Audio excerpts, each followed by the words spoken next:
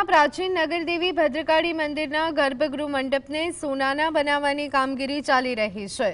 પ્રદેશના તત્કાલીન મુખ્યમંત્રી નરેન્દ્ર મોદીએ આ કાર્યનો પ્રારંભ કરાવ્યો હતો।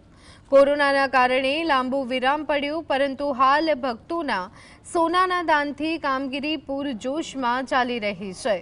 સોમનાથ, ડાકોર, શામળાજી જેવા મંદિરોનું સુવર્ણ કાર્ય કરનાર કંપની આ કામ હાથ ધરી રહી છે। હજુ 2 કિલો સોનાની જરૂર છે।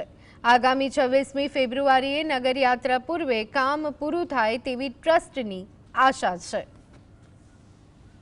આ જે કામગીરી જે છે એમાં પ્રથમ તો આખો જે ગર્ભગૃહ જે છે માતાજીનો, એ ગર્ભગૃહને આખું વુડનથી આખું કાર્વિંગ કરીને એની ઉપર પ્રોપર બ્રેઝિંગ કરવામાં આવે છે।